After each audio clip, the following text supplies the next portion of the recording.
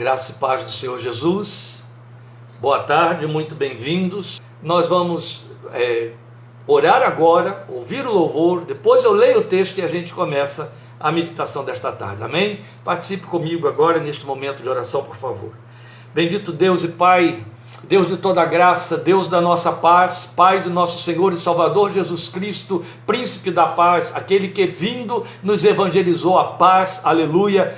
Louvamos e celebramos teu santo nome e rogamos que na tua graça tu te assenhoreias do nosso coração, da nossa mente, de nossa fé que nos tem sido dada pelo agir do teu Espírito Santo, pela tua palavra, através da tua palavra e com a tua palavra nesta tarde, para que ela encontre lugar em nossos corações, nos exorte, nos edifique, nos aproxime de ti, esclareça nosso entendimento, abra as janelas de nossa visão espiritual, para que possamos perceber, meu Deus, aquilo que tu esperas, aquilo que nos tens oferecido e que aguardas como retorno de frutos da nossa confissão diante da tua graça e misericórdia. Fala conosco, meu Pai, e por tua misericórdia alcança cada lar que está em contato com esta palavra neste momento de culto e de exame das Escrituras, com cada vida que estará em contato com esta palavra a posteriori também, através dos outros canais de mídia, mas permite que vida alguma deixe de ser tocada pelo teu Espírito, exortada, alertada, orientada, ensinada, porque este é o propósito pelo qual envias a tua palavra ao nosso encontro. Por isso, meu Deus, te rogo que pelo poder do nome do Senhor Jesus e pelo agir do teu Espírito Santo, tu te assenhoreias deste tempo, das nossas vidas, de nossos corações, como instrumentos da tua graça, de forma que a tua palavra prevaleça sobre a nossa fé, para o louvor da glória de teu santo Filho Jesus. É no nome dele que oramos, te agradecemos e bendizemos. Amém. Vamos louvar a Deus e logo em seguida ler a palavra do Senhor. Paz, irmão.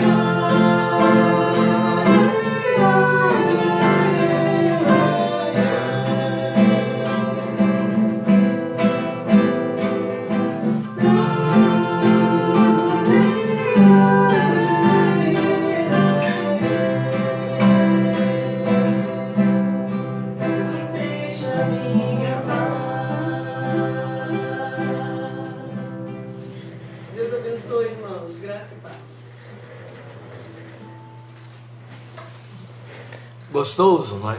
Deus seja louvado. É bom louvar ao Senhor. E é bom falar de paz. E é bom pensar na paz. Nós crentes que nos saudamos com a paz, paz do Senhor, nós que somos continuação daquele povo primeiro, o povo de Israel antigo, que se saúda até hoje com shalom, a palavra paz em hebraico. Nós, como falamos a respeito da graça também, achamos que tudo vai bem porque vivemos em paz. E às vezes nos surpreendemos assustados com o fato de que nem tudo parece estar em paz, não é verdade? Vamos ler a palavra de Deus. Convido você então a essa leitura em Lucas, capítulo 19, 42 a 44. É o lamento de Jesus sobre a cidade de Jerusalém, sobre o povo de Deus que ali estava. E naquele momento em que ele foi chegando à cidade e a viu do alto, ele faz um lamento dizendo: se tu conhecesses também, ao menos neste teu dia, o que a tua paz pertence. Mas agora isso está encoberto aos teus olhos. Porque dias virão sobre ti em que os teus inimigos te cercarão de trincheiras e te sitiarão e te estreitarão de todas as bandas e te derribarão a ti e aos teus filhos que dentro de ti estiverem e não deixarão em ti pedra sobre pedra, pois que não conheceste o tempo da tua visitação. Meus queridos, eu gostaria de ter dado na leitura deste texto a ênfase que ele pede. O texto de Lucas diz para nós que Jesus faz esse lamento com lágrimas, ele chora. Quando ele olha a cidade de Jerusalém, ele chora, e é chorando que ele faz esse lamento, o discurso já sai chorado. Você já tentou falar quando está debaixo de uma compulsão de lágrimas muito forte? Já viu como a sua voz sai totalmente alterada, sem o controle dos timbres que você quer dar? Isso aconteceu. Por isso todos sabiam que Jesus tinha chorado e estava chorando. Esse que sai do seu peito quando ele olha a cidade é um dolorido. E eu quero lhe dizer isso. Ele deixou claro ali: se tu conhecesses, ao menos neste teu dia, naquele dia, o que a tua paz pertence. Olha ali. Este é o célebre lamento de Jesus sobre a cidade de Jerusalém. A fala dele é a cidade em tom de lamento. Aqui nós temos uma mescla de conteúdo e continente, porque nós sabemos que ele se refere ao povo que na cidade habita, mas inclui a cidade física que rodeia esse povo, porque sabe que o que acontecerá à cidade acontecerá ao povo, e acontecerá à cidade por conta do povo que nela habita. É a mesma história que você encontra em Romanos capítulo 8, um outro lamento de Paulo, em que ele nos informa que toda a natureza criada está sujeita à maldição por causa do homem que nela foi amaldiçoado. Foi o que aconteceu com Jerusalém. Mas daqui nós declinamos o nosso tema: o que a tua paz pertence. O que Jesus estava dizendo para o povo de Jerusalém é: vocês não sabem, vocês desconhecem o que a tua paz pertence. Hoje nós queremos pensar nisso, o que a nossa paz pertence, o que a tua paz pertence. Mas nós não queremos nos ocupar com o tema pelo tema, mas o tema dentro do conteúdo da lamentação, dessa lamentação. Porque ele é mais abrangente, e ele tem causa e consequências, e nessa dinâmica se generaliza. Não só para falar da paz como um construto necessário a todos, mas para ir além, para também falar dos seus mecanismos que, uma vez não atendidos, produzem aqueles mesmos resultados que levaram Jesus a fazer o seu lamento. Então, sendo assim, nós vamos considerar esse lamento inteiro em função desse tema. Daí vamos declinar a bênção da paz, a consequência da ausência da paz, a causa e a solução para a paz. Jesus aborda esses três aspectos. Por isso que eu disse que não falaríamos do tema só sobre o tema, mas em cima do conteúdo do lamento. Então vamos começar pelo primeiro aspecto, a bênção da paz. Eu comecei a falar aqui, no nosso primeiro momento, que paz, que ocupa 3 letras na nossa língua, ocupa 4 na língua falada pelo povo de Israel antigo, hoje também, shalom. Paz é uma palavra tão pequena, mas que traduz um universo de realidade. Temos algumas coisas a considerar em cima disso, de uma riqueza extraordinária. Precisamos pegar parte dessa riqueza para não perdermos aqui a oportunidade que temos nesse curto tempo que temos de contato. Uma das coisas que eu gostaria de dizer a você que é significativo, veja, eu sei que deve ter algum hebraísta por aí me ouvindo e que poderá se incomodar, mas a verdade é que não quero que pense que eu estou aqui trabalhando com hebraico, dizendo, eu estou falando de radicais hebraicos. Não, eu quero apenas lembrar que a palavra que no original começa, a palavra paz, shalom, ela trabalha com uma consoante que você vai encontrar na palavra descanso também.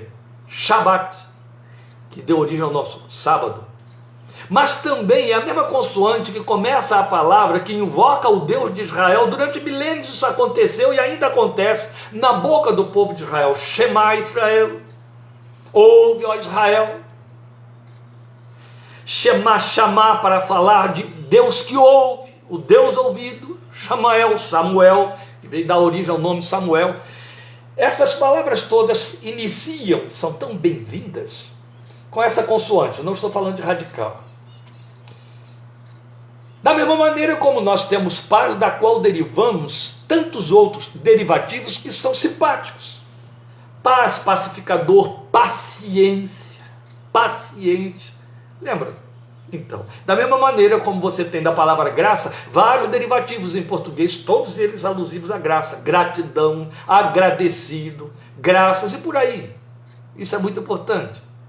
Então veja, é importante que a gente considere e muito de perto os significados desta paz de que Jesus está falando aí. Paz que os judeus dizem shalom, que está tão presentemente nos registros das Escrituras, tão presentemente que cai tão intensamente, cai em lugar comum, acaba virando um cumprimento coloquial, como acontece hoje. Eles se encontram e dizem shalom, os crentes dizem graça e paz, paz do Senhor, cai em lugar comum, é claro, cai no lugar da educação, é um cumprimento, mas ocupa ou vai substituir aquilo que deveria prevalecer por detrás da proposta, lugar de desejo, formulação de bênção.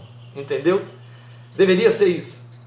Quando sua referência é transferida para o Novo Testamento, sai de shalom do Novo Testamento para o irene do grego no Novo Testamento, falei do Velho, aliás, nós vemos Paulo e os demais escritores fazendo uso dela, lhe dando desta feita um corpo de oração e bênção. Aí é invocação de bênção, para muito além de um cumprimento corriqueiro. Nós é que transformamos aquele cumprimento contínuo de Paulo, graça e paz do nosso Senhor Jesus Cristo, em cumprimento corriqueiro.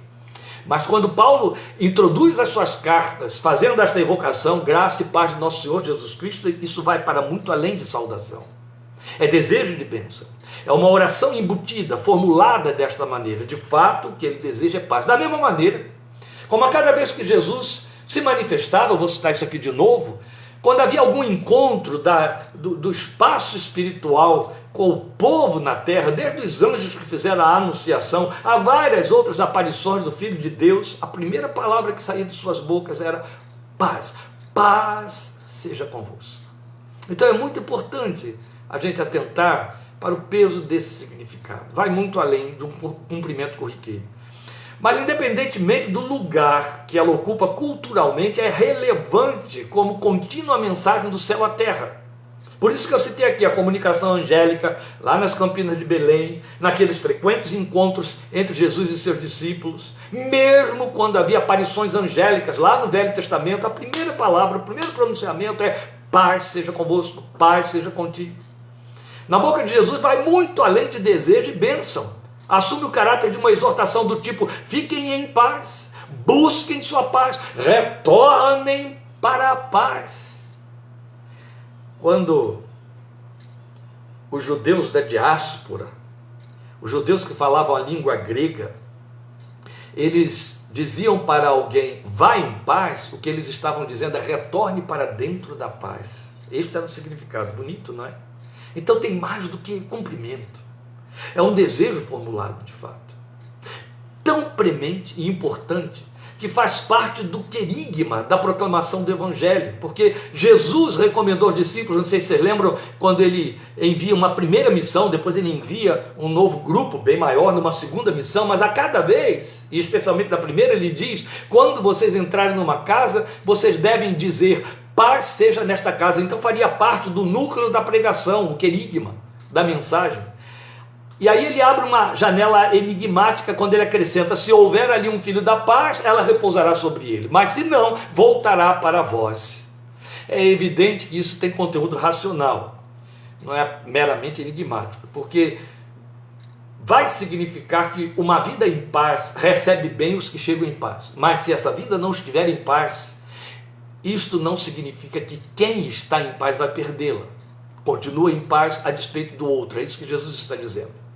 E aí isso nos abre a janela para nós entendermos a necessidade e o caráter da paz. Veja, começa pelo fato de que só o Espírito de Deus produz verdadeira paz. Eu vou repetir isso para que isso fique bem grifado, porque é importante demais.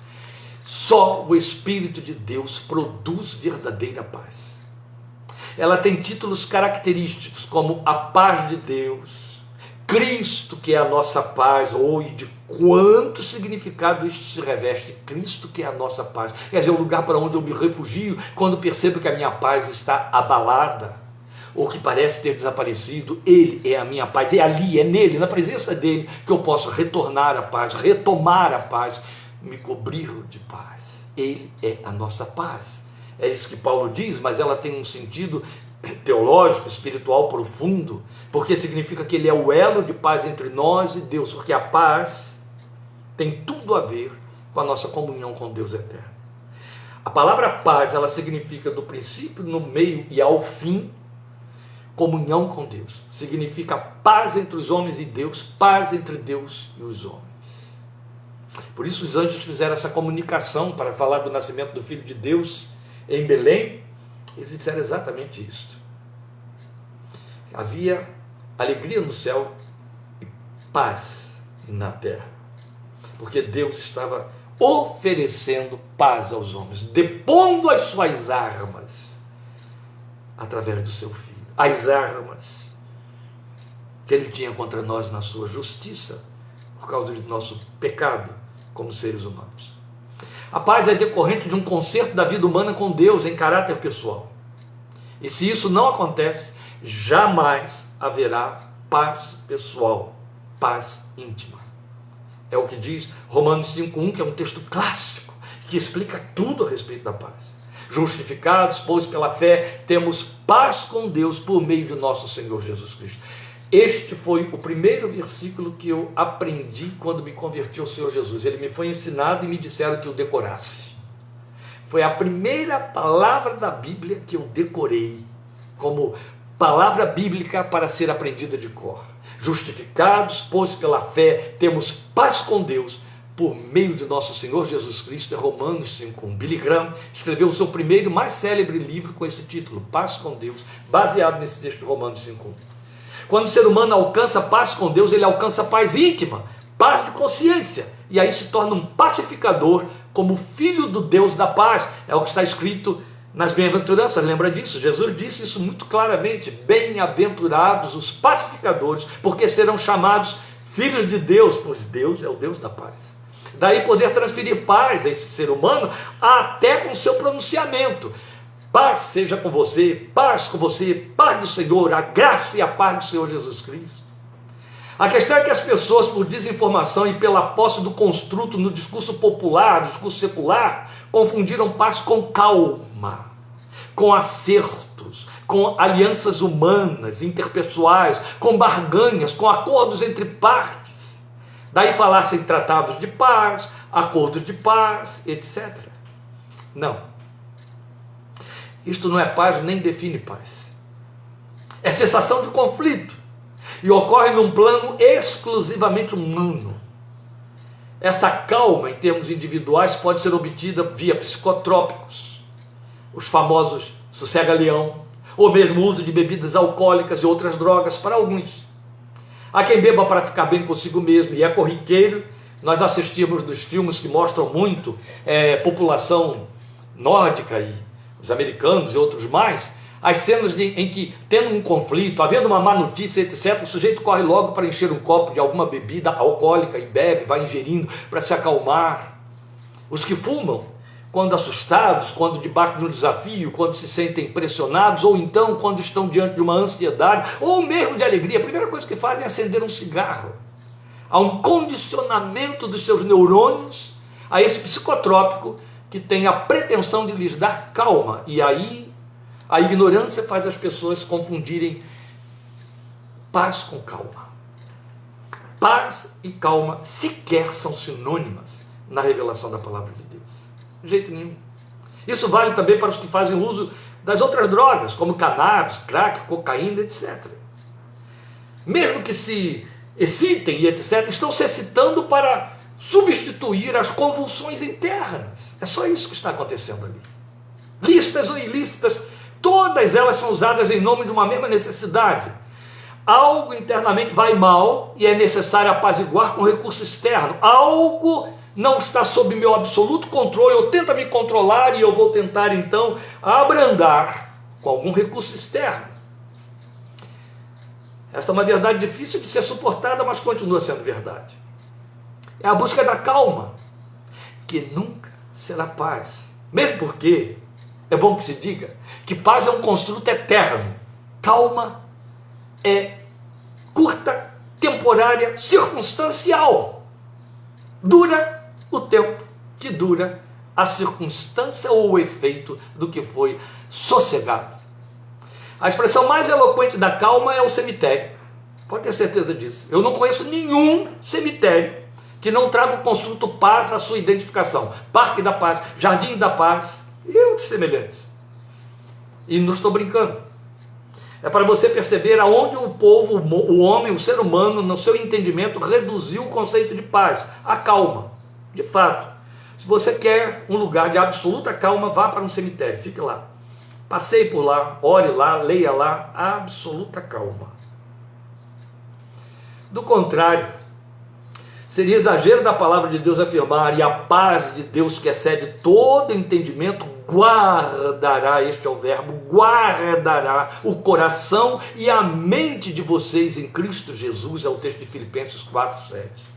Outras versões são mais diretas, fala de coração e sentimentos. Por mente, traduz sentimentos. Sem paz com Deus, o ser humano vive sob mobilizações até inconscientes de culpas falsas e outras verdadeiras, e também das culpas conscientes. E as mobilizações, de culpas inconscientes que só a paz com Deus anula, ela torna qualquer tipo de relacionamento humano sob ameaça de conflito. Sem paz com Deus, o indivíduo está sempre achando motivo no outro, no seu entorno, para atacar, se irritar, se agastar. Isso não passa de transferência de conteúdos não resolvidos. Sem paz com Deus, o ser humano é uma bomba, é uma bombinha, ou é um vulcão, sempre criando desarmonia no seu entorno e afetando a paz até dos que vivem em paz. É assim mesmo. Sem paz não há saúde mental. E sem saúde mental, a saúde física é apenas um engano temporário. E aí está a razão porque Paulo faz uma associação entre paz e mente. Porque a paz é espiritual, mas ela permeia a mente humana. E também enche o coração. Porque ela enche o coração, ela tange a mente humana, ela impregna a mente humana e reduz ou anula as convulsões. Eu quero bater só mais um pouquinho nesse ponto da questão de conteúdos inconscientes que chamamos de culpa. Na verdade, o que prevalece entre o ser humano e Deus, quando não há paz com Deus pelo sangue de Jesus, é culpa. A culpa que a pessoa não vê, não aceita, não entende, mas está internalizada nele. É uma culpa até como um arquétipo, é uma culpa como uma herança, é uma culpa que vem desde o seu nascimento. Em pecado me concebeu minha mãe, disse Davi, isso é uma verdade. A verdade é que essa falta de paz, ou esta culpa, às vezes culpas falsas, porque instâncias intrapsíquicas nos fazem formular culpas falsas. Sabe? Quando algumas pessoas estão sob regras de austeridade pessoal muito grande. Mas existem as culpas verdadeiras, existem as conscientes, as inconscientes. E essas culpas estão lá. E essas culpas mobilizam comportamentos, mobilizam palavras, mobilizam formulações de pensamento, mobilizam atitudes, caracterizam, ou seja, definem caráteres. Por isso é que a paz de Deus vem e transforma o ser humano. muda até o seu semblante, muda o que está do lado de dentro, e aí automaticamente isso sai para o lado de fora. A Bíblia diz isso em Provérbios: o coração alegre formoseia o rosto. Imagine um coração em paz, entende? E porque, não havendo paz, a culpa se traduz em ausência de saúde mental plena. E não havendo saúde mental plena, há sempre alguma mobilização enfermiça, patologizante ou patologizada, que vai fazer com que a saúde física também fique comprometida, porque na verdade, sem paz, a saúde física é apenas um engano temporário. Saiba disso. O ser humano precisa de paz absoluta para viver bem. Mas esta, segundo a palavra de Deus, e é fato, só se obtém em comunhão com Deus eterno, que por meio de Jesus anulou a beligerância que havia entre nossa vontade e nossos sentimentos contra Ele. A Bíblia deixa claro isso, e se a Bíblia não falasse, nós sentiríamos, porque faz parte da realidade da vida. A nossa mente é continuamente contrária à mente de Deus quando não convertida. Nossos desejos e nossas vontades correm sempre em direção de nossos próprios propósitos, e sempre numa competitividade que queremos superar, suplantar, vencer, dominar o outro. Sempre a mente está em rebelião contra Deus. Quando a paz vem, porque Deus depôs suas armas contra nós, essa vontade de guerrear e de fazer prevalecer a própria vontade se desvanece. Ela cede espaço à vontade do soberano. Muito bom isso. É muito importante a gente entender isso. Só se obtém essa paz com o Deus eterno por meio de Jesus. Uma vez que quem produz verdadeira paz é o Espírito Santo de Deus, somente quando ele passa a residir e controlar uma vida, aí ela se torna um instrumento de paz. Foi por isso que nós ouvimos que Jesus, vindo, evangelizou a paz. Foi o que Paulo disse para nós em Efésios. Glória a Deus por isso. O Filho de Deus deixou claro ao povo de Jerusalém que a ausência da paz tem resultados funestos. E esse é o segundo aspecto de sua abordagem. Só que a ausência de paz com resultados funestos num contexto muito significativo, que ali ocupou o lugar de visitação. Ele usou o verbo visitar, o substantivo visitação.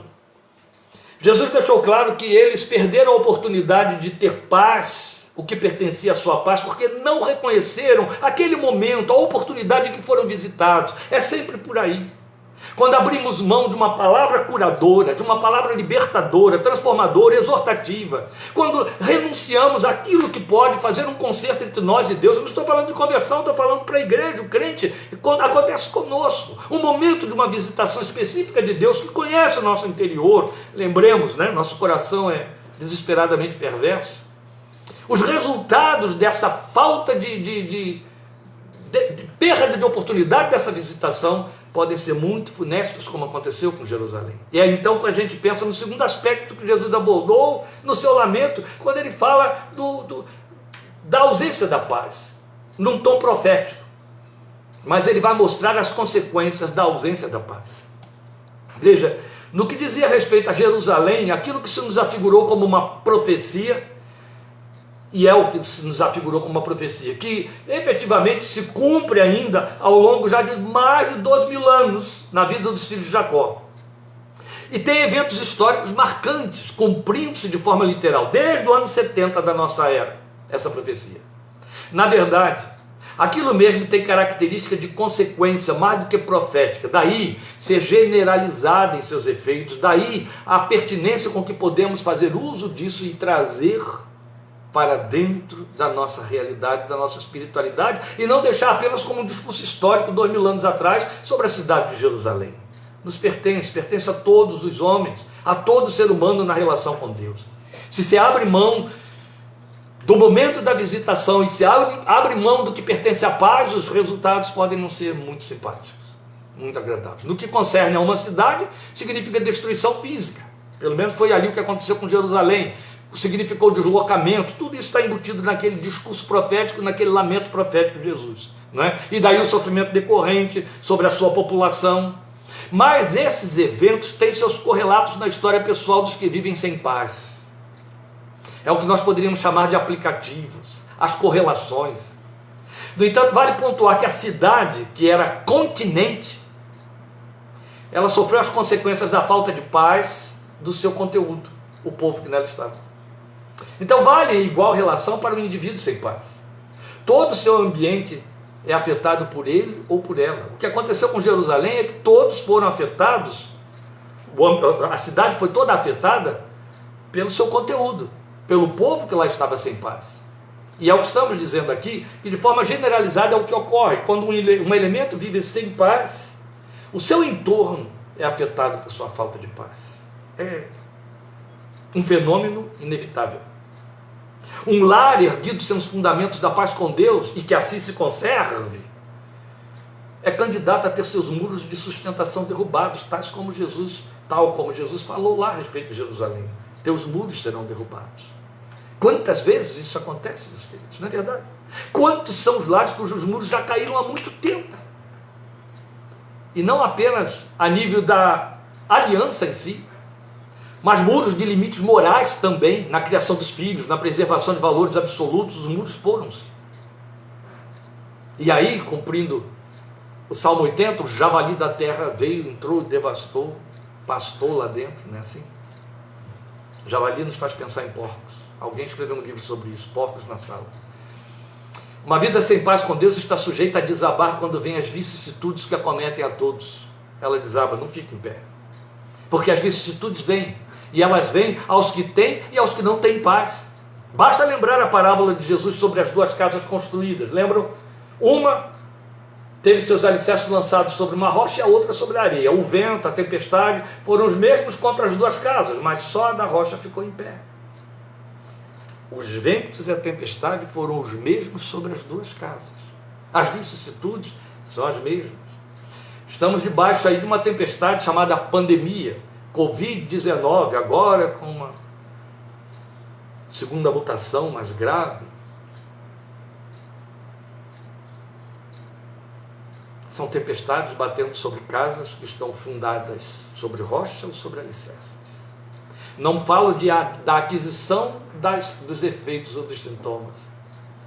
Já falamos sobre isso quando pregamos sobre a tempestade lá no barco.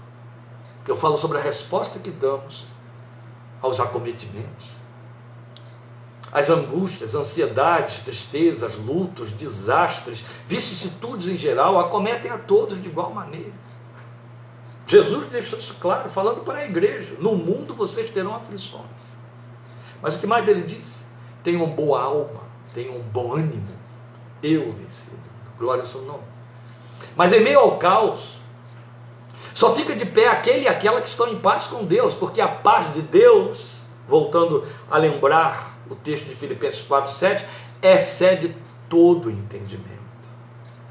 Toda a capacidade de raciocinar, de arranjar respostas justificativas. É isso que o texto está falando sobre entendimento. Sabe, aquele recurso que a gente procura usar para exercer controle, quando você obtém uma resposta, você se sente no controle da situação. Mas há coisas que fogem a esse controle e ao entendimento. Então, glória a Deus, porque a sua promessa diz que a paz excede esse entendimento. Persiste mesmo quando a figueira nega o seu fruto e o produto da terra mente. Aleluia. Lembra de Abacuque? Ele diz exatamente isso. Ele fala do descanso do seu coração, dele andar sobre as suas alturas, ainda que a figueira não floresça, ainda que o produto da terra minta, a vide não deu o seu fruto. Ele diz: o Senhor é a minha fortaleza, ó pés sobre a rocha. Aliás, de estar sobre a fortaleza em termos espirituais, Abacuque entendia muito bem. Ele começa o capítulo 2 da sua profecia dizendo isso: eu vou me colocar sobre a minha fortaleza. Oh crente, como isso é possível a mim e a você? A nossa rocha é Jesus, todo mundo sabe disso. Eis a rocha, e Paulo diz para nós em Coríntios: Ele é a rocha, Ele é a nossa fortaleza. Você sobe nessa rocha quando clama, quando ora, quando corre para a presença dEle. A Bíblia diz para nós, nas palavras de Pedro, que Jesus é a rocha de esquina, e nós somos pedregulhos que se agregam a essa rocha. Eu lamento muito quando eu vejo crentes aos borbotões correndo para os pedregulhos, a aflição bate, ô pastor, ô irmão, olha por mim, ô irmão, eu preciso de sua ajuda. É um direito que tem, mas você, antes de correr para o pedregulho, corra para a rocha. Pedregulho pode pulverizar, pedregulho é uma pedra pequenininha, uma pedra frágil. Só Jesus é a rocha. Corra para ele. E a diferença abissal entre aquele que goza a paz e o que não a tem, é que o pacificado tem equilíbrio para pensar, tem esperança para renovar, tem espaço para se refugiar, onde se refugiar, enquanto o outro, para ele resta tumulto, precipitação, desespero. Esta é a realidade. Você pode observar isso até entre seus parentes, entre os seus consanguíneos, os que orbitam em torno de você. Uma das circunstâncias apontadas por Jesus quanto a Jerusalém foi trincheiras levantadas e cerco por todos os lados. Foram as metáforas de que ele se serviu. Aliás, é melhor retirar isso aqui, não foram metáforas. Ele fez uma profecia de algo que aconteceu e cumpriu-se de forma literal. As vidas que erguem sua história pessoal fora da paz com Deus são candidatas ao dia do aperto de todos os lados, a sensação de sufocar, de estar sem saída. É fato. Mas o Filho de Deus, que o Evangelho anuncia como sendo nossa paz, Cristo é a nossa paz, e a profecia, lá em Isaías 9, proclamou como o príncipe da paz, ele nos ensinou, nesse mesmo lamento, o que seria o nosso terceiro aspecto e último, a causa e a solução para a paz. Paz tem causa e ela apresenta solução. A nossa versão aqui usada diz: não conheceste o tempo da tua visitação. Uma outra versão ainda paralela a essa, também antiga, Almeida Revista e atualizada, diz: não reconheceste a oportunidade da tua visitação. A versão mais moderna, de que eu costumo fazer uso, a NVI, diz: você não reconheceu a oportunidade que Deus concedeu. E a Bíblia de Jerusalém oferece uma versão ainda mais interessante: não reconheceste o tempo em que foste visitada. Veja, com isso, Jesus deixa estabelecido que a causa para a paz está nesta visitação de Deus, que precisa ser reconhecida por nós. Quanto à cidade, estamos falando de Jerusalém, este lamento esclarecia o descaso do povo quanto à vinda do seu Messias, que ali estava. Aí eles cumpriam o que João disse mais tarde: veio para os que eram seus, e os seus não o reconheceram ou não o receberam. E aqui, com estas palavras, Jesus mostra ao povo que eles abriram mão do que seria a causa para a sua paz e a solução contra os conflitos que a ausência da paz produz. E aí, a pensar em Jerusalém, do povo judeu, o que a gente entende da palavra do Senhor Jesus é que se eles o tivessem reconhecido como Messias, as atrocidades que começaram no ano 70 e não acabaram, as perseguições e o ódio do mundo contra os judeus, até os dias de hoje, não teriam acontecido, não teriam ocorrido. Jesus teria implantado o seu reino naquele tempo. Quantas gerações foram afetadas por conta disso? Mas de igual maneira, meus queridos, este lamento define a situação de causa e efeito para a paz quanto ao ser humano em geral, de todas as épocas, Jerusalém ou não. Jerusalém está sendo visitada, tinha a ver com a presença, a manifestação messiânica de Jesus. Mas de igual forma, todos nós recebemos oportunidade de sermos visitados pelo Espírito de Deus, do Deus da paz.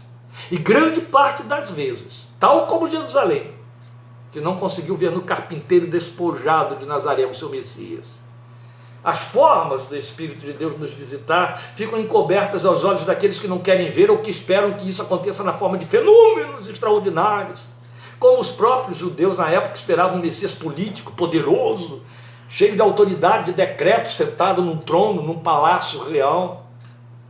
A paz de Deus se comunica conosco através de formas mínimas, muito pequenas.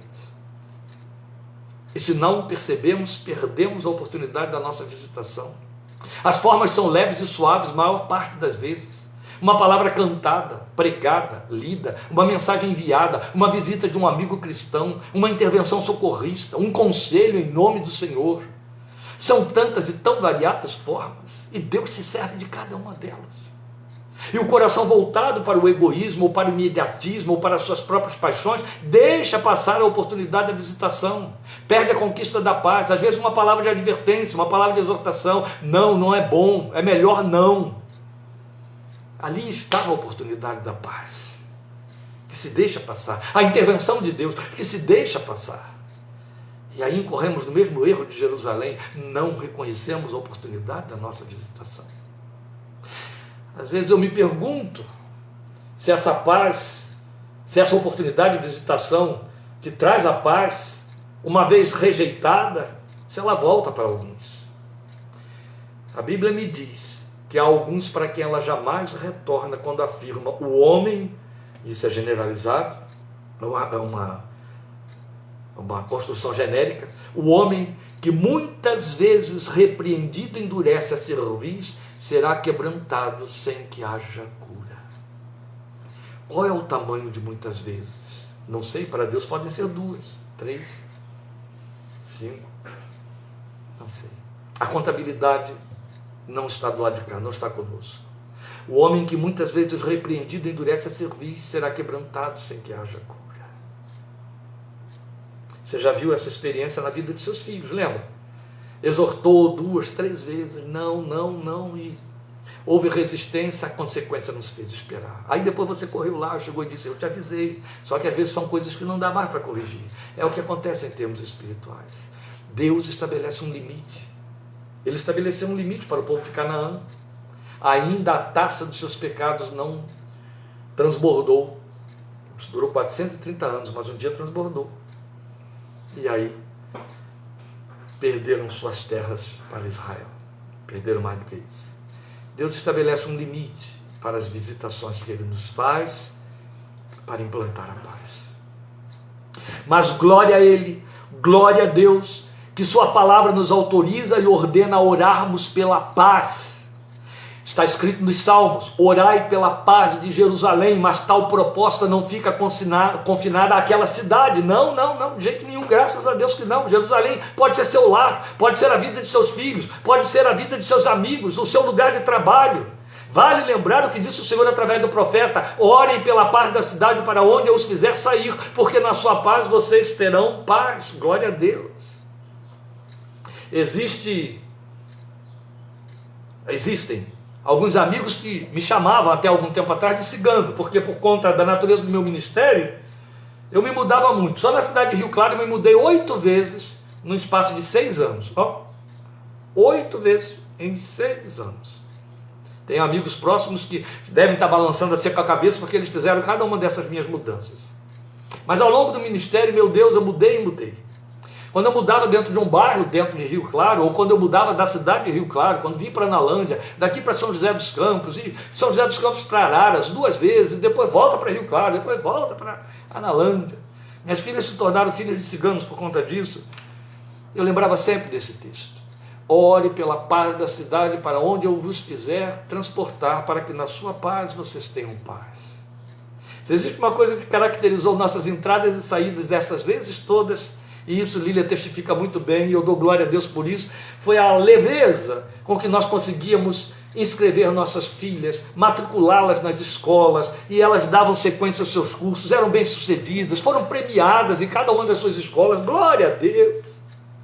Lá estava a paz, permeando tudo, atendendo a oração que cumpriu o que a palavra dizia: ore pela paz da cidade por onde eu vos fiz transportar, para que na sua paz vocês estejam em paz. O fruto da confiança é paz. O grande desejo de Deus se vê expresso em 2 propostas benditas, meus irmãos. Meu povo morará em moradas de paz, habitará em moradas de paz, em lugares seguros. Como nesta geração, neste tempo de tanta convulsão de violência, nós precisamos que esta palavra se cumpra na nossa vida. Especialmente aqueles que estão trancafiados atrás de tantas grades, nos portais dos seus condomínios, nas janelas e portas e varandas das suas casas, por conta de um tempo de violência sem precedente que nenhuma geração antes de nós viu neste nível. E a palavra que te pertence e que me pertence. Do Deus da paz diz: meu povo habitará em moradas de paz, em lugares seguros. E em Jeremias 29:11, texto clássico que eu amo, que você ama, não há um crente que não ama esse texto, o Deus eterno diz: eu é que sei que pensamentos tenho a vosso respeito, diz o Senhor, pensamentos de paz e não de mal, para vos dar o fim que desejais. E aí está com que a gente fecha a abordagem e o cumprimento do nosso tema: o que a tua paz pertence. Sabe o que a tua paz pertence? Foi Jeremias 29, versículo 11, que explicou para mim e para você os pensamentos de Deus, os planos que Deus tem a nosso respeito. Ele tem planos de paz, pensamentos de paz e não de mal, para que tenhamos o fim que desejamos, o propósito que almejamos. Aleluia! Bendito seja o Deus da paz. Lembre desta palavra. O Filho de Deus disse: bem-aventurados os pacificadores, eles serão chamados filhos de Deus. Quando há paz no seu coração, você se torna um instrumento da paz. É um pacificador e abençoa com paz os que estão ao seu redor. Aleluia! Amém? É o que Deus pretende e oferece a mim e a você. Que a paz de Deus, que excede todo o entendimento, guarde seu coração e mente em Cristo Jesus. Amém? Irene. Shalom. Paz. Em nome do Senhor Jesus. Amém.